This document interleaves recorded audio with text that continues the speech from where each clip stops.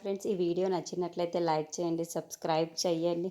వరలక్ష్మి పువ్వులు పట్టుకొని నడుచుకుంటూ వెళ్తూ ఉంటుంది. అది చూసిన విష్ణు తన దగ్గరికి వెళ్ళి తనను తోసేసి తాను కూడా పడిపోతూ ఉంటాడు. అది చూసిన వరలక్ష్మి మాత్రం అయ్యయ్యో అని చెప్పేసి కింద పడిపోతూ ఉంటుంది.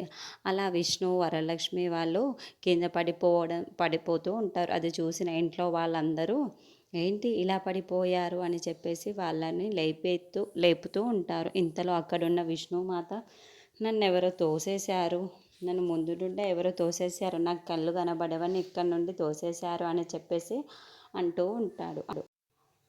నాకు కళ్ళు కనిపించవని నన్ను ఇక్కడ నుండి తోసేశారు అని చెప్పేసి అంటూ ఉంటాడు. ఆ మాటలు వినగానే అక్కడున్న వరలక్ష్మి మాత్రం ఒక్కసారిగా షాక్ అయిపోతూ ఉంటుంది. ఇంతలో అక్కడున్న పిల్లలు మాత్రం అమ్మ నువ్వే కదా నాన్నని తోసేశావు అని చెప్పేసి అంటూ ఉంటారు. ఆ మాటలు వినగానే అక్కడున్న వరలక్ష్మి మాత్రం ఒక్కసారిగా షాక్ అయిపోతూ ఉంటుంది. అవును, నువ్వే తోసేశావు, నాన్నకి ఎలాగో కళ్ళు పోగొట్టేశావు, ఇప్పుడు చేతులు కాళ్ళు కూడా పోగొట్టేద్దామని చూస్తున్నావా అని చెప్పేసి వాళ్ళ అమ్మని తిడుతూ ఉంటారు. ఆ మాటలు వినగానే అక్కడున్న వరలక్ష్మి మాత్రం ఒక్కసారిగా షాక్ అయిపోతూ ఉంటుంది.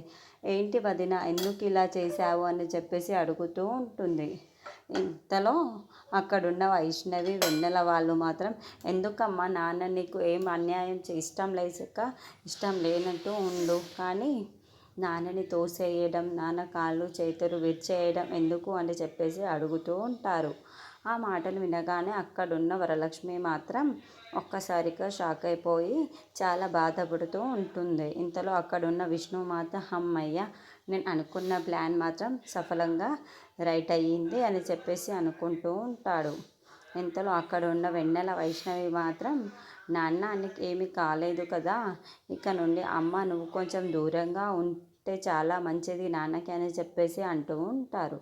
ఆ మాటలు వినగానే అక్కడ ఉన్న వరలక్ష్మి మాత్రం చాలా బాధపడుతూ ఏడుస్తూ ఉంటుంది. అక్కడున్న పిల్లలు మాత్రం వరలక్ష్మిని తిడుతూ ఉంటారు. మీకు ఇష్టం లేకపోతే ఇష్టం లేనట్టే ఉండు అని చెప్పేసి అంటారు.